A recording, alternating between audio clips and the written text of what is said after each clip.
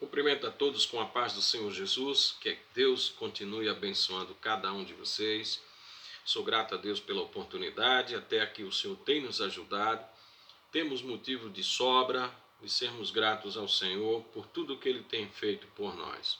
Amados, eu estava lendo a Bíblia quando me lembrei de uma mensagem a qual eu aprendi na 12ª lição do terceiro trimestre do ano de 2018, que falava sobre os pães da proposição. E ali, enquanto estudava o assunto para ministrar na sala de aula, na escola bíblica dominical, eu tive a oportunidade de ouvir comentários de vários irmãos, vários expositores da palavra, e ali eu aprendi bastante detalhes, que estava inserido naquele texto.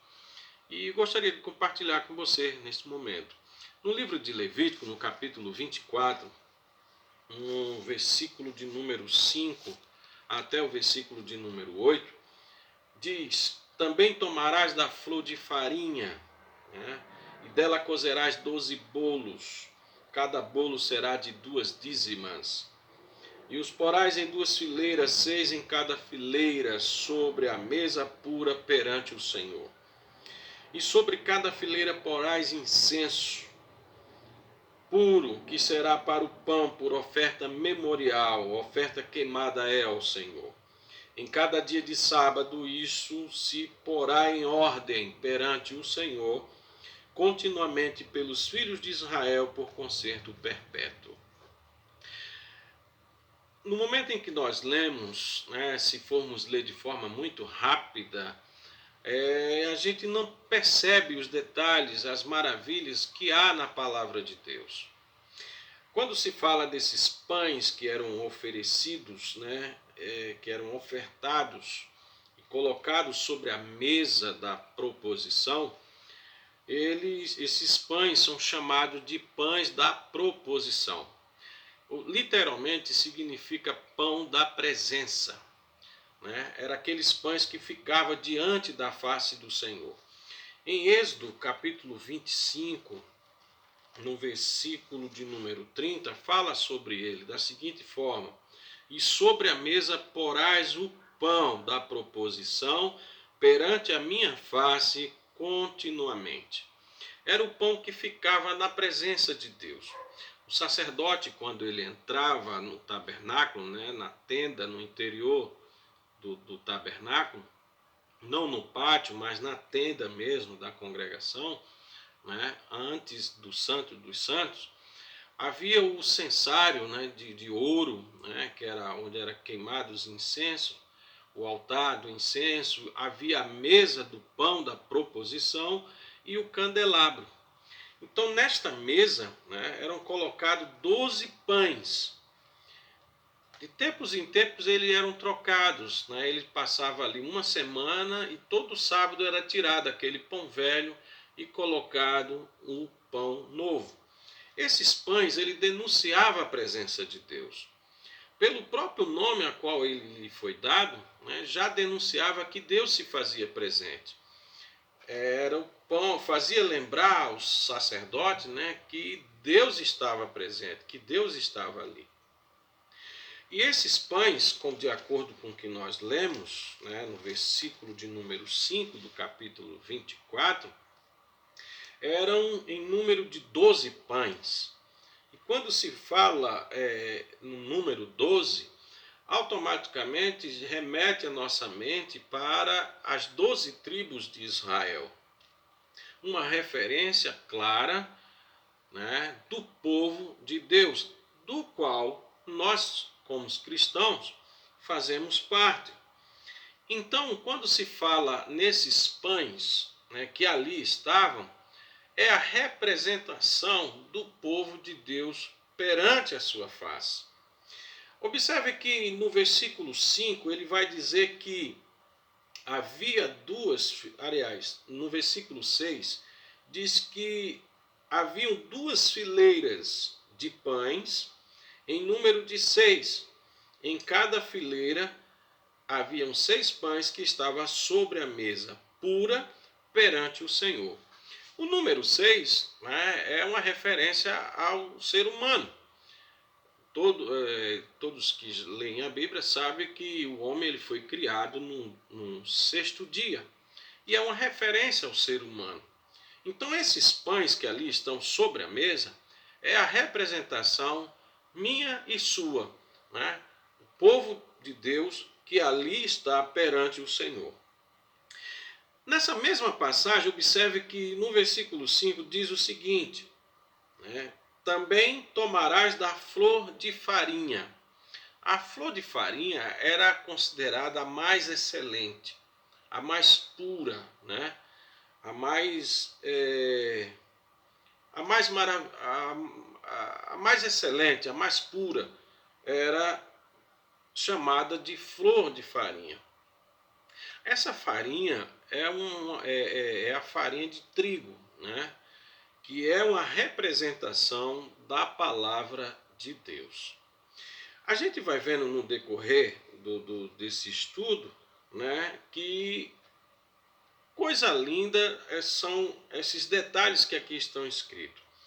Em primeiro lugar, gostaria de dizer para os irmãos que nós estamos vivendo uma época em que as pessoas elas não estão mais assim perseverantes, né? Não estão mais firmes, constantes, né? Não estão mais mantendo, né?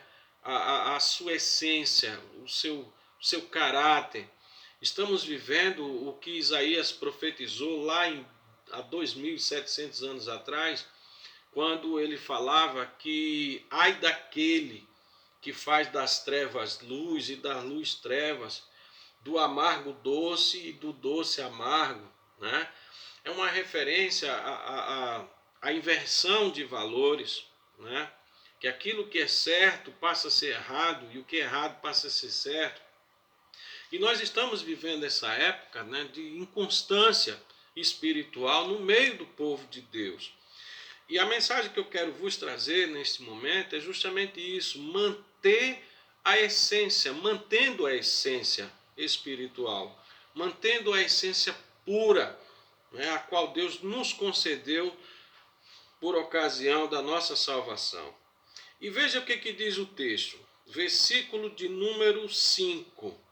Também porás da flor de farinha, e dela, da farinha, cozerás 12 bolos, as quais já falei que é uma referência, né, às 12 tribos, e que automaticamente se refere ao povo de Deus, do qual todos nós fazemos parte.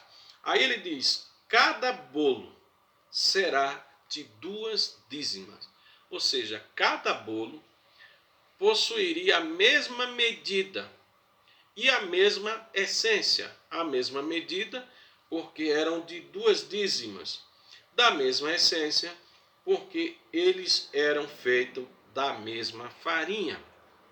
E isso, amados, fala para nós o seguinte, que assim como cada um de nós, né, não existe nenhum maior que o outro, todos nós somos iguais uns aos outros, né? Isso é o que Paulo fala lá em Gálatas, no capítulo de número 3 e o versículo de número 18. Aliás, capítulo 3, versículo 28, né?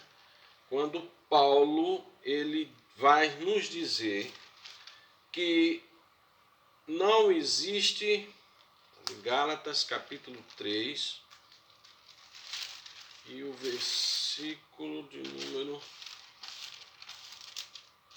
deixa eu ver aqui, Gálatas 3 e verso 28, que diz: nisto não há judeu nem grego, não há servo nem livre, não há macho nem fêmea, porque todos vós sois um em Cristo Jesus.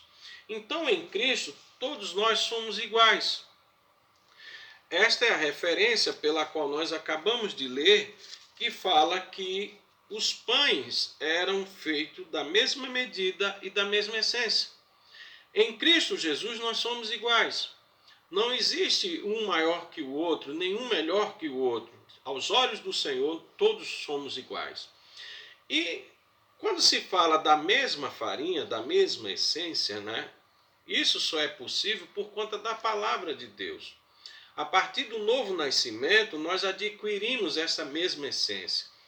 Diz a Bíblia na primeira carta do apóstolo Pedro, né, no capítulo 1, e o versículo de número 3 diz: Bendito seja o Deus e Pai de nosso Senhor e Salvador Jesus Cristo, que segundo a sua grande misericórdia nos gerou de novo para uma viva esperança pela ressurreição de Jesus Cristo dentre os mortos. Versículo 23. Sendo de novo gerados, não da semente incorruptível, né? não sendo da semente espermatozoide, mas da incorruptível, ou seja, a semente incorrupta, que é pela palavra de Deus, viva e que permanece para sempre. Então, de acordo com o apóstolo Pedro, nós fomos gerados novamente pela palavra. É o que diz Tiago no capítulo 1, verso 18, quando ele diz: segundo a sua vontade, ele nos gerou de novo pela palavra da verdade para que fôssemos como primícias das suas criaturas. Então, quando voltamos lá para Levítico 24, e que diz que cada pão era da mesma medida e da mesma farinha, mostra que cada um de nós, né, somos iguais uns aos outros e somos gerados, possuímos a mesma essência, porque fomos gerados de novo pela palavra de Deus. Veja que maravilha.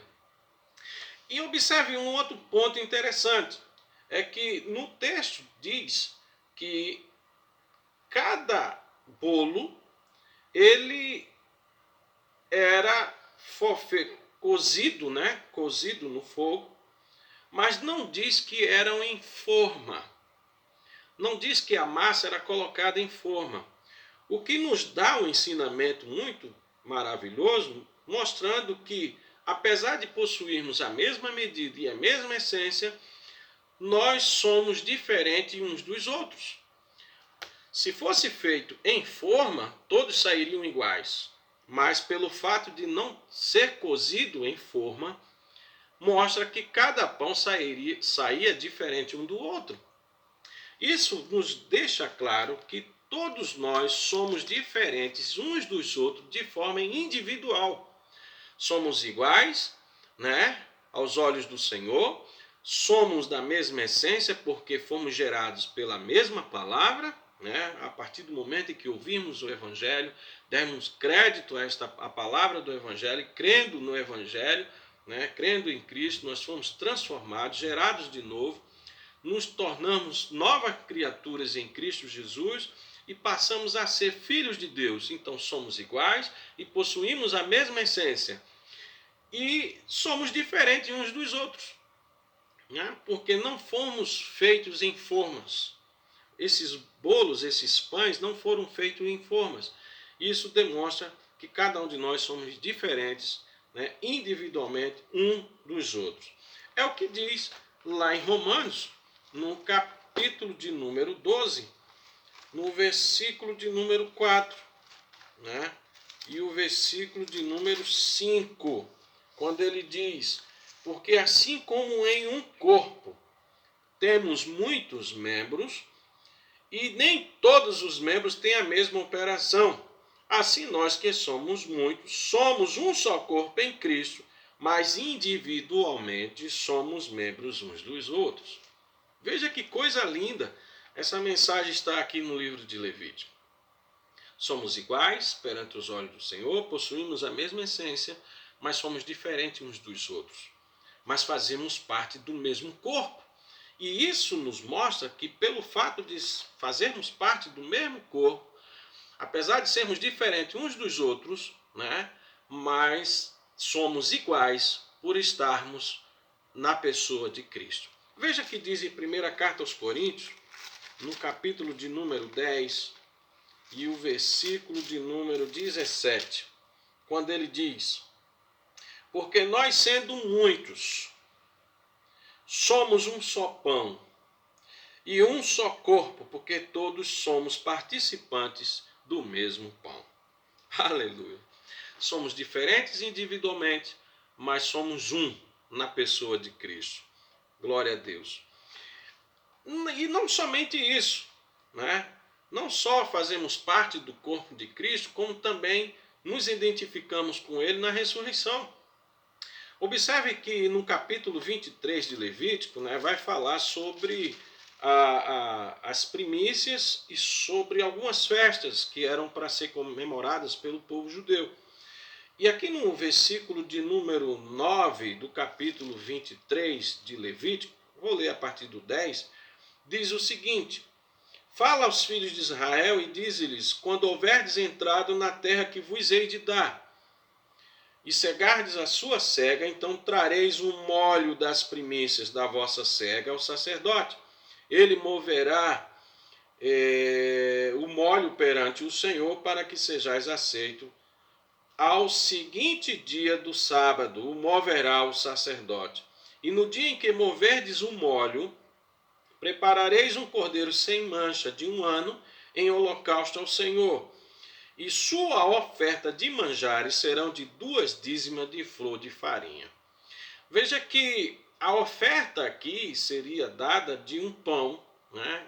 Era a oferta de 2 dízimas de farinha que se fazia um pão, de acordo com o que nós lemos aqui em Levítico 24.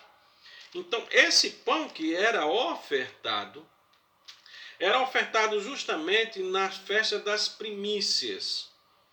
O povo de Israel, assim que entrou na terra prometida, os primeiros frutos, que foram colhidos, eles eram ofertados ao Senhor como primícias. E isso aponta para Jesus Cristo, que é a primícia dos que dormem. Basta a gente ir lá no livro de Primeira Carta aos Coríntios, no capítulo de número 15, e a gente vai ver isso. Veja que não só nos identificamos com Cristo em relação ao seu corpo, mas também na questão da ressurreição. Porque 1 Carta aos Coríntios, capítulo 15, versículo de número 20 ao versículo de número 23, diz o seguinte: mas agora Cristo ressuscitou dos mortos e foi feito as primícias dos que dormem. Porque assim como a morte veio por um homem, também a ressurreição dos mortos veio por um homem. Porque assim como todos morreram em Adão, assim também todos seremos vivificados em Cristo. Mas cada um por sua ordem. Cristo as primícias, depois os que são de Cristo na sua vinda. Então Jesus foi o primeiro a ressuscitar e vencer a morte. Nós assim também ressuscitaremos e venceremos a morte por meio dele.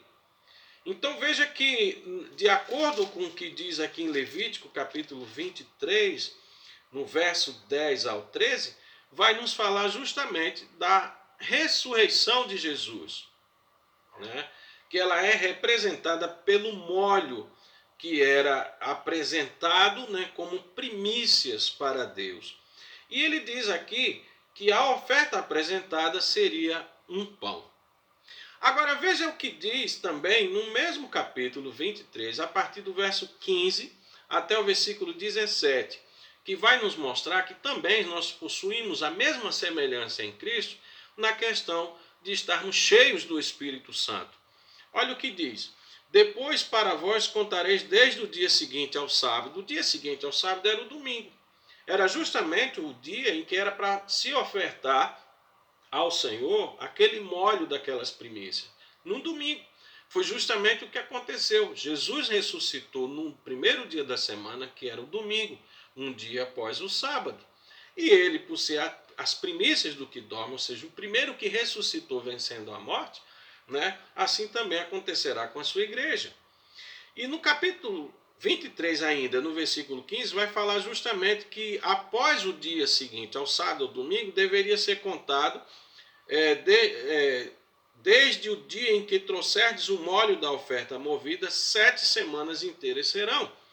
Até o dia seguinte, ao 7º sábado, contareis 50 dias, então oferecereis nova oferta de manjares ao Senhor. Só que essa oferta agora de manjares já não é mais um pão. Observe que é dois. Ó. Das vossas habitações trarei 2 pães de movimento, de 2 dízimos de farinha serão levedados, se cozerão. Primícias são ao Senhor. Ora, se é 2 pães agora, então é porção dobrada, revestimento. É uma referência ao batismo com o Espírito Santo, o revestimento de poder. Porque veja que esta oferta era para ser ofertada ao 50º dia, que é justamente o dia de Pentecostes. Na própria epígrafe da leitura fala sobre isso, que é a referência aos Pentecostes. E lá em Atos dos Apóstolos, no capítulo 1, né, nós vamos ver isso no versículo de número 3, quando os discípulos, né, escreveram dizendo que aos quais também depois de ter padecido, se apresentou vivo com muitas e infalíveis provas, sendo visto por eles por espaço de 40 dias, e falando do que respeita ao reino de Deus. E estando com eles, determinou-lhes que não se ausentasse de Jerusalém, mas que esperasse a promessa do Pai, que ele disse que de mim ouviste.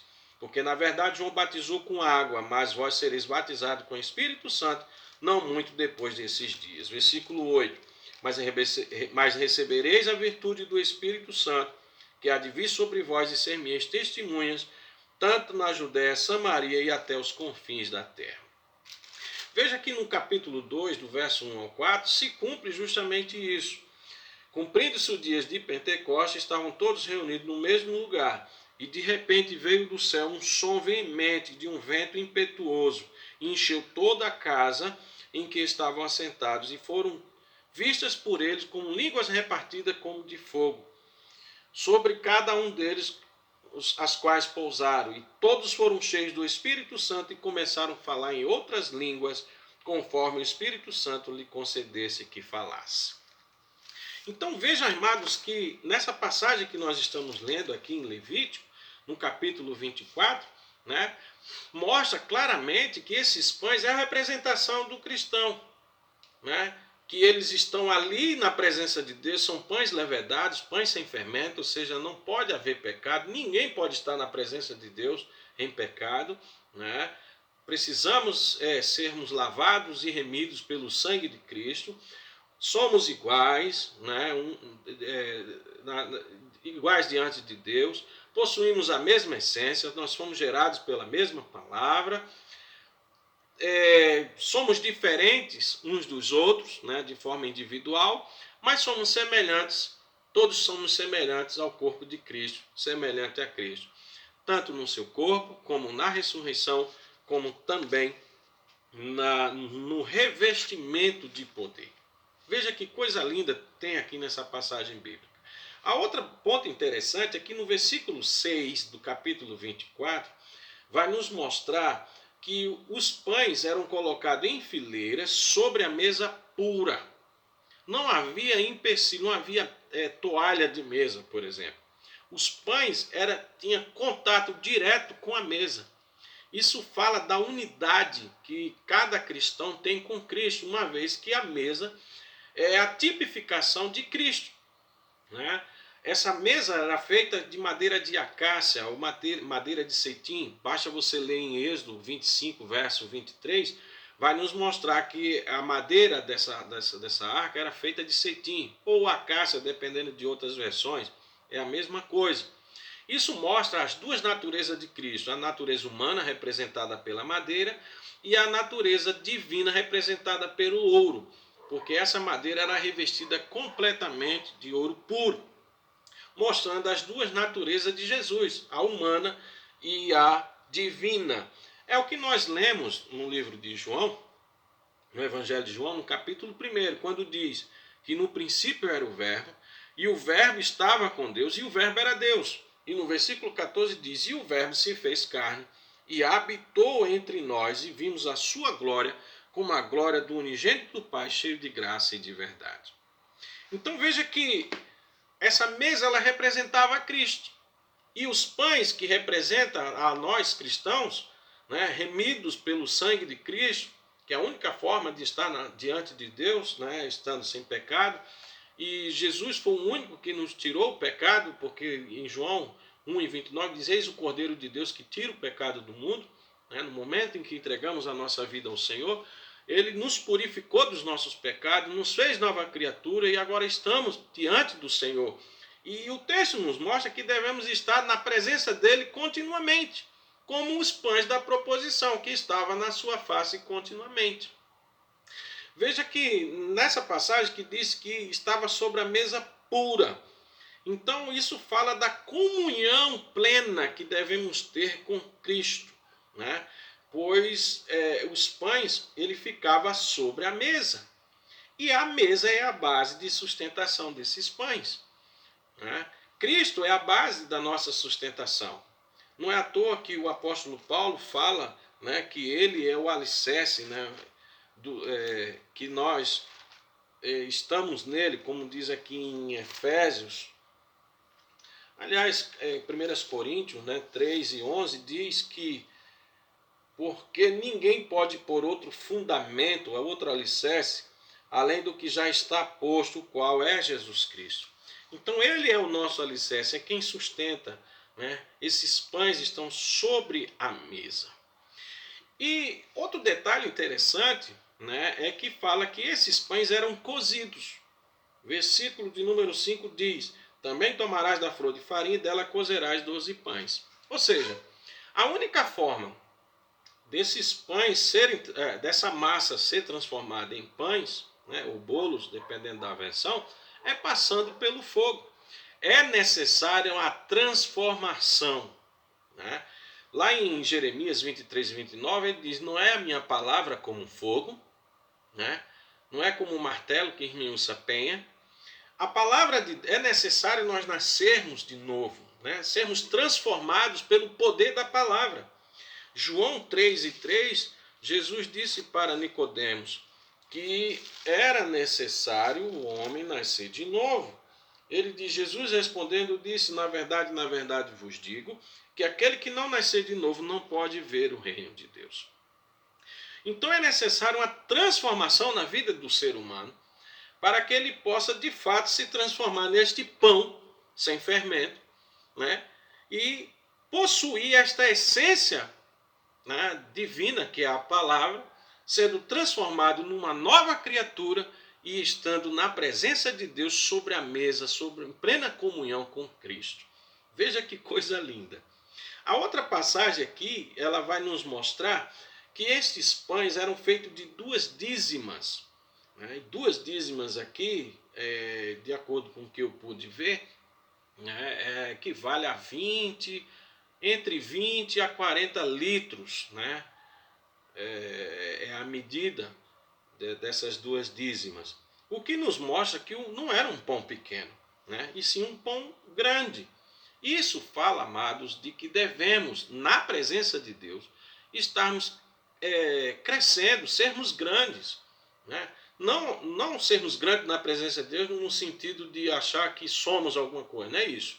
Eu estou falando de que, por exemplo, em Hebreus capítulo 5, verso 12, o apóstolo, né, que escreveu a carta aos Hebreus, a qual não sabemos quem foi, mas diz que o seguinte, Hebreus 5:12, ele diz o seguinte: porque devendo já ser mestres pelo tempo, ainda necessitais de que vos torne a ensinar quais sejam os primeiros rudimentos das palavras de Deus. E vós haveis feito tais que necessitais de leite e não de sólido alimento. Veja que o escritor aqui está reclamando, né, criticando alguns irmãos que já eram para serem mestres, mas eles ainda estavam sendo crianças, meninos, ainda precisavam de ser alimentados de leite e não de alimento sólido. Isso fala do crescimento, né? Esses pães enormes fala justamente do crescimento que nós devemos ter diante do Senhor. É o que diz na segunda carta do apóstolo Pedro, no capítulo 3, no versículo 18, quando ele diz que devemos crescer na graça e no conhecimento, antes crescer na graça e no conhecimento de nosso Senhor e Salvador Jesus Cristo. Veja que a Bíblia manda a gente crescer, mas na graça, né, que é no amor, e no conhecimento do nosso Senhor e Salvador Jesus Cristo, a Ele a honra e a glória para sempre, né? a ele seja dada a glória, assim como no dia da eternidade. Amém, como está escrito, né, em 2 de João, ou 2 de Pedro 3:18. Veja que Deus ele se alegra quando nós crescemos na sua presença, nesse intuito, né, de nos aprofundarmos cada vez mais nele. É como diz lá na, na é, em Oséias, né, quando ele diz, prossigamos, é, prossigamos em conhecer o Senhor. Né? É da vontade do Senhor que a gente prossiga em conhecê-lo cada vez mais. É Oséias 6, né, que diz, prossigamos em conhecer o Senhor. Não, vou ver aqui que eu estou... Mas é Oséias que fala, né, que nós devemos prosseguir em conhecer cada vez mais a Deus. É Oséias capítulo 6, se não me foge a memória, né, versículo de número 13, eu acho. Conheçamos e prossigamos em conhecer o Senhor. Né? Como a alva será a sua saída, e ele a nós virá como a chuva seródia que rega a terra. Então veja que o próprio Deus nos mostra que devemos prosseguir em conhecê-lo cada vez mais. Né? E precisamos ter esse crescimento.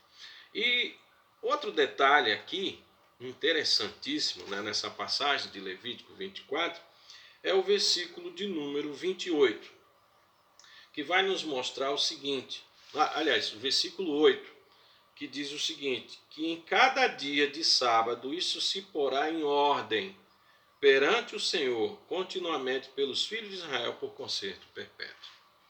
Amados, devemos manter esta essência. Né?